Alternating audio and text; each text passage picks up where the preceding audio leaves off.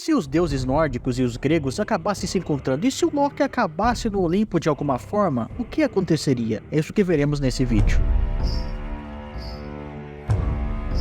Loki havia desaparecido por um tempo durante a construção do Muro de Asgard, mas ele retornou junto com um cavalo de 8 patas. Heimdall, ao vê-lo, se aproximou de todos os outros deuses Aesir e avisou da chegada de Loki. Loki então entrou em Valhalla, enquanto todos olhavam para ele em silêncio. A única coisa que podia se ouvir nesse momento era o barulho das patas do cavalo que se aproximava de Odin junto com Loki, que meio que flutuava no ar usando seus sapatos alados. Vejam que finalmente resolveu retornar, disse Odin. Eu sempre volto, pai de todos, você sabe muito bem disso, retrucou Loki. Vejo também que tem um companheiro novo, quem que é esse? Dizia Odin olhando para o cavalo. É um presente para você, Blinder. Simplesmente o cavalo mais rápido de todos os 9 reinos. Mais rápido que Kulfash de Hrungnir e que o Gulltopp de Heimdall. Ele se chama Sleipnir. Se for tudo isso mesmo que você está falando, ele é um presente e tanto, mas por que você está dando ele para mim e não ficando para você mesmo? Disse Odin com suspeitas. Ora, por que eu precisaria desse cavalo se eu tenho meus sapatos? E também eu já passei muito tempo com ele por perto. Dizia Loki enquanto olhava para o cavalo com um tom de repulsa.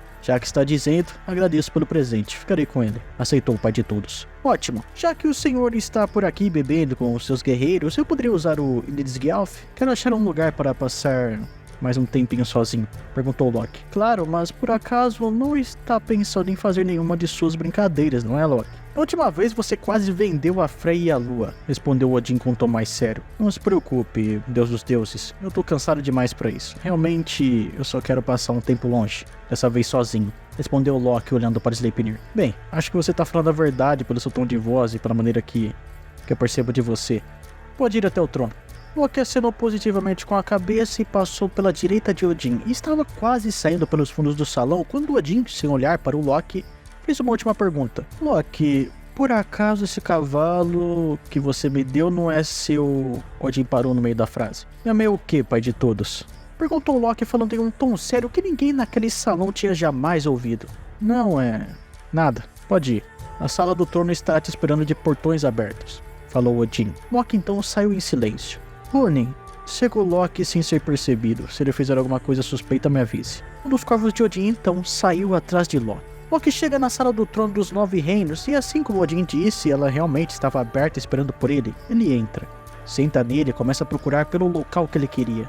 Bem, vamos ver. Asgard está fora de questão, Jotunheim, né? Vanaheim tem o esquisito do Freyr. Midgard, espera. Que é esse local depois de Midgard? Falava Loki para si mesmo. Loki viu então um local novo que ele jamais tinha visto, além de Midgard. Tinha um lugar onde as pessoas se vestiam de maneira bem diferente do que ele já tinha visto. Usavam panos mais leves para cobrir o corpo e tinha algumas estátuas de uma mulher guerreira que Loki estranhou, porque ela não se parecia em nada com Freya, a deusa mais guerreira que ele conhecia. Acho que achei meu lugar. Loki, usando seus sapatos, chegou ao lugar rapidamente, viu homens conversando de uma maneira muito tranquila e pareciam falar de assuntos bem complicados. Ele continuou andando, mas ao ver que chamava muito a atenção por causa de suas roupas extremamente diferentes, resolveu transformar elas em algo parecido com as roupas locais. De repente então, ele viu uma multidão parada para um homem bêbado. Escutem, meus companheiros. Não existe coisa mais gratificante nesse mundo do que tomar vinho, cujas uvas foram plantadas e colhidas pelas suas próprias mãos, falava o homem para o povo. Loki se aproximou e ficou olhando para o homem até que esse percebeu a presença dele e imediatamente dispersou a multidão. Muito bem, chega por hoje, todos circulando, vamos. Quando ele percebeu que o Loki estava indo embora... Ei, espera aí, você não. Eu? Respondeu Loki. Você não é daqui, é? Disse o homem. Como assim? É claro que eu sou daqui, é? Respondeu Loki meio receoso. Você não pode achar que você está bem disfarçado, né? Suas roupas até que estão certas, mas estão ao contrário e você ainda é muito maior do que qualquer homem daqui. Talvez exceto o Hércules. Hércules? Bem, isso não importa agora, mas quem é você? Meu nome é Dioniso, sou o deus do vinho e da loucura. Você é um deus? Respondeu Loki com um cara de espanto. Sim, e que tal talvez você começar a me responder com respostas e não com perguntas? Loki então explicou para ele quem ele era e de onde ele tinha vindo. Ah, sim, é claro, isso explica o seu espanto. Nunca deve ter visto deuses de fora de sua região. Você iria gostar de conhecer o Olimpo. Até porque se você ficar andando por aqui perdido, pode acabar causando muitos problemas. Eu vou chamar o Hermes, disse o Dioniso. Dioniso então solta um assovio extremamente alto e Loki vê ao longe uma faísca que se aproxima. E de repente na sua frente aparece um jovem muito bonito, com sapatos muito parecidos com o dele e uma varinha na mão. Me chamaste, Zagreus? Disse o garoto. Eu já falei pra você não me chamar assim, mas enfim. Tenho aqui um viajante que acho que o pai adorará conhecê-lo. Ele é um deus de uma outra região, respondeu Dioniso. Um deus de uma outra região, é? Interessante. Consegue me seguir, viajante? Vejo que tem sapatos muito parecidos com os meus. Pelo que vi, você é bem mais rápido que eu não conseguiria, respondeu Loki. Bem, já que é assim, segure na minha varinha, disse o Hermes. Segurar na sua varinha? Mas você tá me sacaneando? Falou Loki com um tom sério. Claro que não, eu tô falando desse cetro aqui, ele vai garantir que você seja levado comigo, falou Hermes. Ao olhar no cajado de Hermes, lá ele, o Loki basicamente sumiu. Dioniso então, quando os dois somem, entra em um beco e olha para o corvo de Odin que observava tudo de uma árvore que ficava atrás de uma das casas. Enquanto isso ele trocava para uma forma diferente e perdia aquela aparência de Dioniso e aparecia meio que com uma máscara de teatro no rosto e com um sorriso meio estranho nela. Você estava seguindo o viajante, não é? Se eu fosse você, eu iria avisar o seu dono o quanto antes, disse Momus enquanto ria, e o corvo saía em direção a Asgard. Loki quase que instantaneamente se viu no meio de um salão que era diferente de Valhalla, que ele estava muito acostumado. Havia 11 seres ali e todos olhavam para ele, e no centro olhava bem mais atento. Ele até lembrava um pouco Odin pela barba branca, mas ao invés de um olho, ele tinha dois. Quem é esse que está com você, Hermes? Disse o barbudo. É um viajante, pai. Dioniso me falou que ele seria um deus de uma outra região, respondeu Hermes. Todos olharam atentamente após ouvirem a palavra deus. E qual é o nome dele? Continuou o mais imponente que estava ali. Isso eu não perguntei ainda. Qual é o seu nome, grandão? Perguntou Hermes olhando para o gigante ao seu lado. É Loki, senhor da trapaça de Asgard, disse Loki tentando parecer confiante. Trapaça, é? Você sabia que esse daí do seu lado? O barbudo falava enquanto levantava e ia em direção a Hermes e Loki. Também é um deus da trapaça? Sabia não, senhor? Respondeu Loki meio intimidado. Bem, Loki, você está no Olimpo. Nós somos 12, e na verdade mais alguns, como você, por exemplo, conheceu o Dioniso. Somos os governantes dessa região. Esses sentados nos olhando são Deméter, Poseidon, Hera e Hestia, que são meus irmãos, irmãs também, inclusive a Hera também é minha esposa, Artemis, Apolo, Ares, Atena e Hefesto, que são meus filhos. Temos a bela Afrodite também, e Hermes, que você também já conhece, também é meu filho. E eu sou Zeus, o deus dos deuses, disse o senhor do Olimpo. Pelo olhar da Hera, ao você falar de seus filhos, creio que o senhor passou uma catiacada em uma galera aí, não é? Disse o Loki rindo. Ficou um silêncio perturbador no local, até que Zeus falou. Você é abusado, hein, garoto? Venha, vamos comer enquanto conversamos. Quero saber um pouco sobre o seu povo. Disse Zeus enquanto praticamente arrastava Loki pelo pescoço até uma mesa repleta de comida. Ganímedes, traga mais um copo porque temos convidados hoje, disse Zeus olhando para o copeiro dos deuses. Todos conversaram e Loki agradou a todos com suas histórias e contou sobre os deuses de Asgard. Mas então ele se levantou. Com licença, senhor do Olimpo, mas onde ficaria o banheiro? Por ali, disse Zeus enquanto apontava para o corredor. Loki, enquanto andava pelo corredor, viu uma sala que chamou muito a atenção dele. A porta era muito brilhante. Ao abrir, ele viu o que fez com que seus olhos brilhassem. Um escudo belíssimo, um tridente, uma lança, que até lembrava um pouco a Gungnir do Odin, só que na verdade ela tinha um formato de raio. O Zeus acabou meio que estranhando a demora de Loki, mas logo ele apareceu. Achou o banheiro tranquilamente? Perguntou Zeus. Foi um pouco difícil, senhor, mas o que eu não acho, não é? No meio das conversas, Zeus escutou as preces de alguns agricultores pedindo por chuva. Achou que seria uma boa para demonstrar seus poderes para o Loki. Então pediu para que Hermes pegasse o seu raio, o que foi rapidamente feito. Veja, Loki, disse Zeus pegando seu raio. Mas quando jogou nada aconteceu. Mas o quê? Deveria acontecer uma chuva absurda agora. Então ele jogou várias outras vezes, mas o raio apenas desaparecia no ar. Os agricultores acabaram não aguentando a espera e tiraram as oferendas a Zeus, que ficou completamente irritado. Isso nunca me aconteceu antes. O que você fez, viajante? Disse Zeus pegando o Loki pelas roupas, mas o que parecia ser o Loki desapareceu. Zeus com os outros deuses correram até a sala de tesouros e todos eles ali viraram madeira, exceto o tridente. Fiquem aqui que eu mesmo vou achar um engraçadinho, falou Zeus com seriedade. Zeus saltou do Olimpo gritando, o que fazia toda a terra tremer. Cadê você, seu traidor desgraçado? Você veio até aqui só pra isso? Eu te recebo muito bem pra você roubar nossos tesouros? Falava Zeus enquanto olhava para todos os lados. De repente, ele viu Hefesto sentado à beira da montanha chamando: Pai, o trapaceiro voltou lá pra dentro e meio que ele tá usando as armas contra nós mesmos. Gritava Hefesto. Então vamos voltar, meu filho. Falou Zeus estendendo a mão pra ele, mas o Hefesto acabou ficando de pé e o Zeus percebeu. Você deveria se atentar mais aos detalhes, Loki. Então o que parecia ser o Hefesto na verdade se transformou em Loki. O Zeus conseguiu recuperar os tesouros e fez uma proposta pra ele. Vamos fazer uma brincadeira agora, já que você é muito engraçadinho. Eu vou te soltar e deixar fugir, mas eu vou lançar todos os meus raios contra você. Se você escapar de todos, pode ir embora tranquilamente. Ao Zeus soltá-lo, Loki disparou enquanto os raios eram jogados todos contra ele. Ele conseguiu desviar de alguns, mas um caiu bem perto dele, o que acabou derrubando o deus da trapaça. Eu acho que meio que eu me ferrei dessa vez mesmo, falou Loki para si mesmo. Zeus então, que estava voando, pousou bem na frente de Loki com seus olhos pulsando raios. Nunca, e repito para você, nunca alguém que ousou me desafiar saiu vivo, e nem mesmo você, sendo um deusinho, vai escapar. Mas de repente, a atenção de Zeus foi para o horizonte. Ele viu uma tempestade se aproximando. Uma tempestade? Mas se não é eu ou Poseidon, como... Loki então sorriu porque ele sabia exatamente quem estava se aproximando. Thor! Gritou Loki. Thor? Repetiu Zeus confuso. Nesse momento, Zeus viu ser atingido por um raio que veio do horizonte até ele enquanto queimava o chão. Zeus foi lançado em direção à montanha. Isso Thor chegou em sua carruagem e pegou Loki. Você tem muita sorte do pai de todos sempre desconfiar de você, falou Thor para o Loki. Dessa vez eu meio que tenho que concordar. Mas a montanha que Zeus tinha atingido começou a tremer e Zeus apareceu segurando ela por baixo e lançou em direção à carruagem sendo puxada pelos bodes. Thor saltou e partiu a montanha no meio com o seu martelo e ainda lançou um raio constante a Zeus, que se defendia com seus braços, até que Thor se aproximou e tentou atingir ele com uma martelada, que o deus do Olimpo defendeu com a mão, o que fez com que Thor ficasse com uma expressão de surpresa. O que foi, moleque? Você não achou que era o único deus do trovão, não é? Vou te mostrar o que é um poder de verdade. Zeus acerta um soco no estômago de Thor que deixa ele paralisado. Então, com uma joelhada na cara, ele lança o deus nórdico para longe.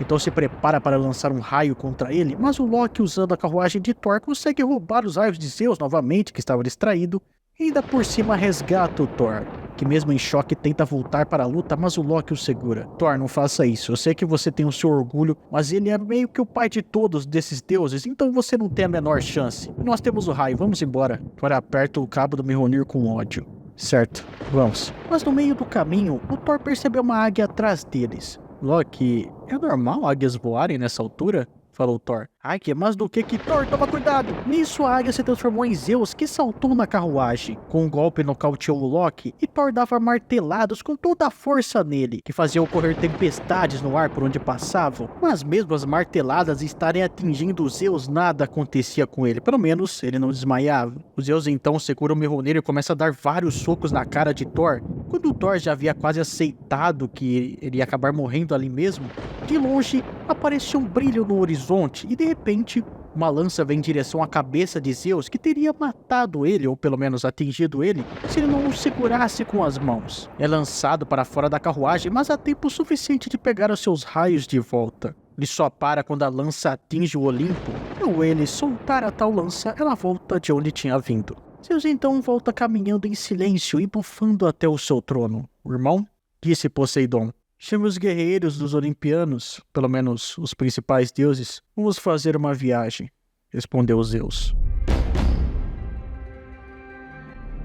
Quando a carruagem pousou em Asgard, Thor saiu andando em silêncio e Odin foi em direção a Loki. Você tem noção, Loki, do que você praticamente pode ter matado todos nós? Loki apenas ficou em silêncio. Eles vão vir atrás de nós. Aquele que atacou eu e o Loki não vai parar até nos matar. Como venceremos, pai? Disse Thor sentado com a cabeça baixa. Não venceremos. Nós, os deuses nórdicos, não temos a menor chance contra eles. Disse Odin até com extrema normalidade. Então só aceitaremos? Falou Frey. Eu disse que nós, deuses, não temos a menor chance, mas eu sei de alguém que tem muitas, respondeu Odin enquanto olhava para uma fogueira. Zeus, Poseidon, Hércules, Atena, Hermes, Apolo e Ares avançavam em direção a Midgard, muito confiantes de que eles seriam mais do que necessários para acabarem com os outros. Do outro lado, apenas esperando, estavam Odin com Sleipnir, Frey, Freya e Njord, e e os outros principais Aesiris. Poseidon iniciou pulando nas águas e Njord o seguiu. Zeus então lança um raio sobre todos os outros deuses nórdicos, mas é impedido por um outro raio lançado pelo Mjolnir de Thor. Então a batalha começa. Enquanto os olimpianos tinham um exército de Hades emprestado, já que o próprio deus do submundo disse que não se envolveria nessa brincadeira, os nórdicos tinham os guerreiros de Valhalla e também o exército de Hela, que também não quis participar da batalha.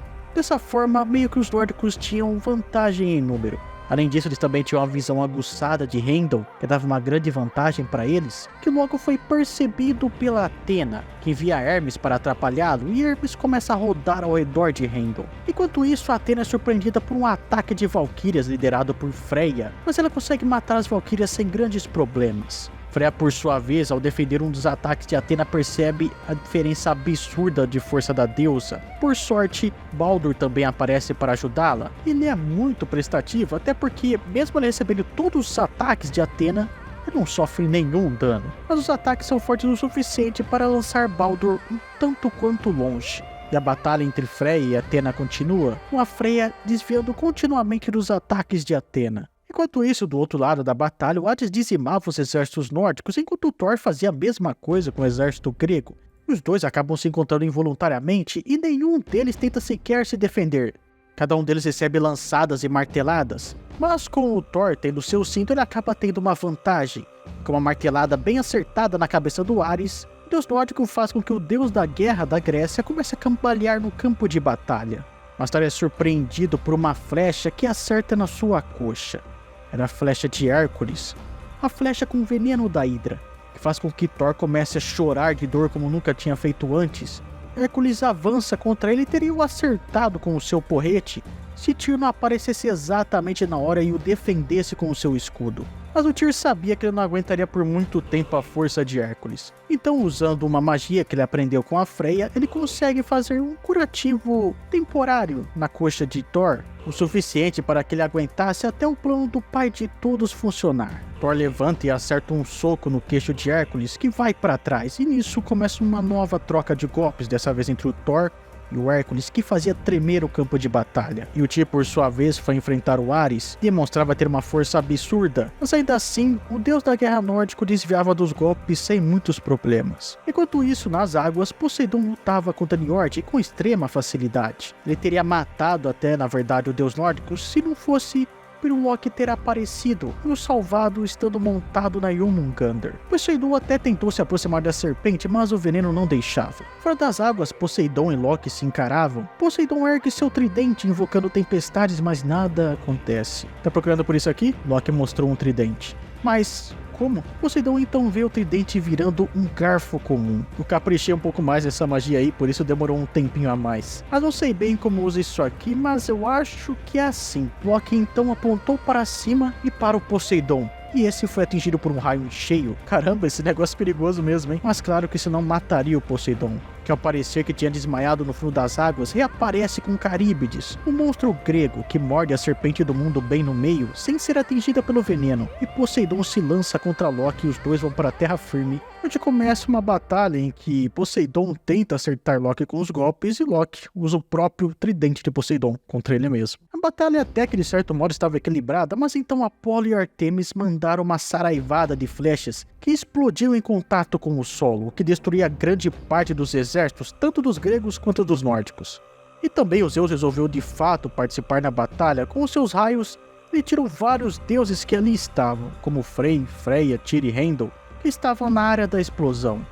E até mesmo alguns do exército dele mesmo, como Hermes, que estava perto de Heimdall. Ele teria partido em direção ao Thor se não tivesse sido impedido por Odin, que parou na sua frente com o Sleipnir. Odin tinha que colocar o seu plano em prática, ou os nórdicos seriam dizimados. Ele consegue se defender dos raios de Zeus com sua incrível velocidade, ou melhor, com a incrível velocidade do Sleipnir, e parte no que parece ser uma fuga, e Zeus o segue. Você não é o pai de todos, por que está fugindo, covarde? A perseguição dura até que Odin desaparece, e Zeus continua o procurando, então ele vê o pai de todos aparentemente entrando em um local repleto de chamas. Zeus o segue, até que a imagem que parecia ser do Odin desaparece, e um calor gigantesco começa a ser sentido pelo deus do Olimpo. Quem ousa entrar nas chamas de Muspel? Uma voz com um eco sobre o local falava. Um ser gigantesco aparece na frente de Zeus, um ser completamente feito de fogo, que segurava uma espada mais brilhante que o próprio sol. Ah, entendi, então isso vai me parar? Disse Zeus carregando um raio que ao atingir o Surtur, o gigante mal se mexeu. Ele atingiu Zeus com uma espadada que lançou ele de volta ao campo de batalha, e o Surtur caminhava até lá. Mune e Mune acordam Heimdall e avisam sobre o Surtur, como era o plano.